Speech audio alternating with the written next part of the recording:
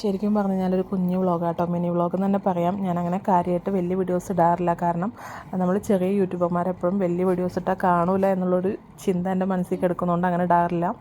സാധാരണ ഞാൻ ആദ്യം എഴുന്നേറ്റ് ചോറാണ് ഇടാറ്. ഇന്നിപ്പം ഹസ്ബൻഡിന് ചോറ് വേണ്ട, ബ്രേക്ക്ഫാസ്റ്റ് മതി എന്ന് പറഞ്ഞപ്പോൾ പിള്ളേർക്കും ഹസ്ബൻഡിനും അങ്ങനെ ബ്രേക്ക്ഫാസ്റ്റ് തന്നെയാണ് വെച്ച് കൊടുത്തത്.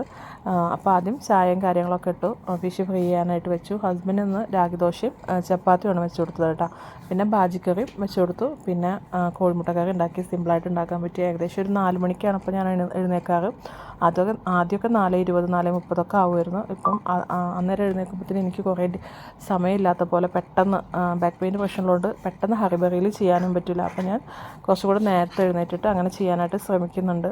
അങ്ങനെ സത്യം പറഞ്ഞാൽ എൻ്റെ വീഡിയോസ് ആദ്യമൊക്കെ കുഴപ്പമില്ലാത്ത രീതിയിൽ പോകുമായിരുന്നു കേട്ടോ. ഏകദേശം ഒരു ഷോർട്സാണ് ഞാൻ കൂടുതലും അപ്ലോഡാക്കാൻ ശ്രമിക്കാറ്.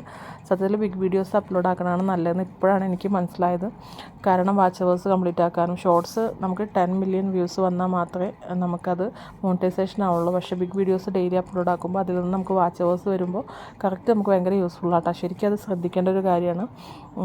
എന്താ പറയുക, എനിക്ക് ഷോർട്സ് ഞാൻ കുറേ വീഡിയോ റീമിക്സ് ഇട്ടായിരുന്നു. അതായത് ബിഗ് വീഡിയോസിൻ്റെ റീമിക്സ് ഷോർട്സിൽ കട്ട് ചെയ്തിട്ട് ഇടുമായിരുന്നു. അത് പക്ഷേ റീയൂസ്ഡ് കണ്ടൻറ്റാണെന്ന് എനിക്ക് അറിയില്ലായിരുന്നു. അപ്പോൾ ഞാനത് എൻ്റെ വീഡിയോയുടെ തന്നെ ബിഗ് വീഡിയോയുടെ കട്ട് ചെയ്തിട്ട് റീമിക്സ് ഇടുമായിരുന്നു. അപ്പോൾ അത് മോണിറ്റൈസേഷൻ്റെ ഭാഗമായിട്ട് റീയൂസ്ഡ് കണ്ടൻറ്റ് പ്രോബ്ലം വരുമെന്ന് വിചാരിച്ചിട്ട് ഒരുമിച്ച് ഞാൻ എല്ലാം കൂടി ഡിലീറ്റ് ആക്കി കളഞ്ഞു. സത്യത്തിൽ എൻ്റെ വീഡിയോസ് അങ്ങനെ ഫ്രീസായിപ്പോയി. നമ്മൾ എന്ത് പ്രശ്നം വരുമ്പോഴും വീഡിയോസ് ഡിലീറ്റ് ചെയ്യാതിരിക്കുക.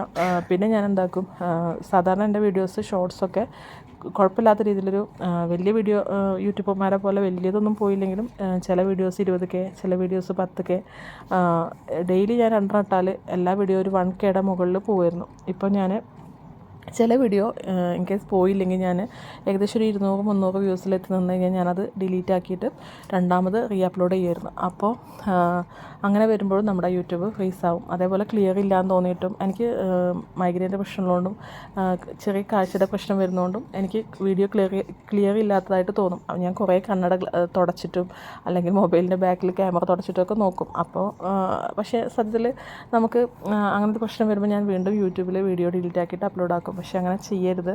എന്ത് വന്നാലും വീഡിയോസ് ഡിലീറ്റ് ആക്കാതിരിക്കുക. വ്യൂസ് കുറവാണെങ്കിൽ കുറഞ്ഞോട്ടെ, കുഴപ്പമില്ല. നമുക്ക് വേറെ വീഡിയോസ് അപ്ലോഡ് ആക്കിക്കൊണ്ടിരിക്കുക. അങ്ങനെ ഡിലീറ്റ് ആക്കി കഴിഞ്ഞ് കഴിഞ്ഞാൽ നമ്മുടെ യൂട്യൂബ് ഫ്രീസ് ഔട്ട്, റെക്കമെൻഡേഷൻ കുറയും. ഇൻഷാ അല്ലാഹ് നല്ല വീഡിയോസായിട്ട് വരണ്ട്. വീഡിയോ ഇഷ്ടമായി ലൈക്ക് ചെയ്യണം കേട്ടോ. ഓക്കെ.